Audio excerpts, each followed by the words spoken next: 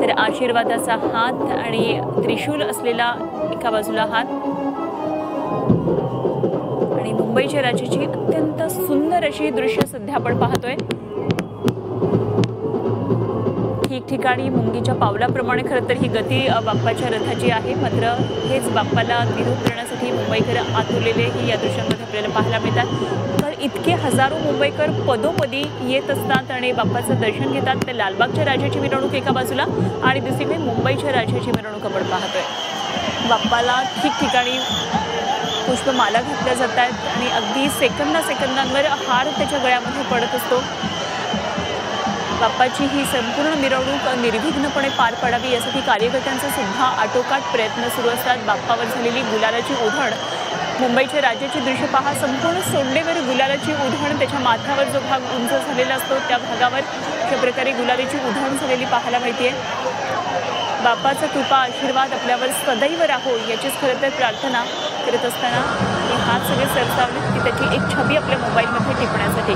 तर ही दृश्य श्रॉफ बिल्डिंग जवळची, ज्या ठिकाणी सध्या पुष्पवृष्टीसाठी राफेल विमानाची प्रतिकृती साकारण्यात आली आहे आणि या राफेल विमानातून जे त्याच्या वेगासाठी अत्यंत प्रसिद्ध आहे अशा या विमानामधून पुष्पवृष्टी गणपती बाप्पावर होत असते।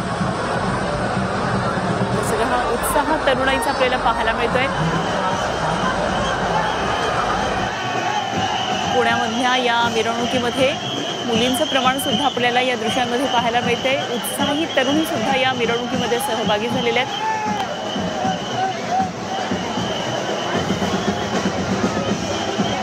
तर मुंबईतलीच ही दृश्य आहेत। मुंबईमध्ये लालबागच्या राजाच्या मिरवणुकीसाठी अवघी तरुणाई लोटलेली आहे। तर दुसरीकडे श्रॉफ बिल्डिंग भागामध्ये पुष्पवृष्टी होणार आहे। लालबागचा राजा, मुंबईचा राजा ही दृश्य आणि मुंबईमध्ये जे मोठमोठाले गणपती असतात त्याची भव्य दिव्य अशी ही रूपं आपल्याला या दृश्यांमध्ये पाहायला मिळतात। तर एकीकडे आपण पाहतो तिसऱ्या दृश्यामध्ये एक व्हॅन काही वेळापूर्वी या गर्दीमधून जात होते। तर लहान मुलांना सुद्धा या मिरवणुकांचं आकर्षण असतं आणि अर्थातच पालक सुद्धा या मिरवणुका त्यांना पाहण्यासाठी निश्चितच आणलेलं आपल्याला पाहायला मिळत आहे।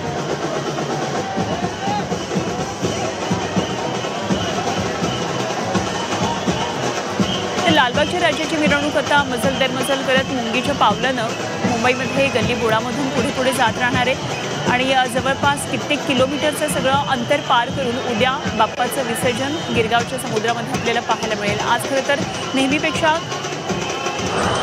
उशिरानं लालबागचा राजा आपल्या मंडपातून बाहेर आला, त्यामुळे विसर्जन मिरवणूक सोहळा वेळेमध्ये पूर्ण होतो का हे सुद्धा पाहणं तितकंच औत्सुक्याचं ठरणार आहे।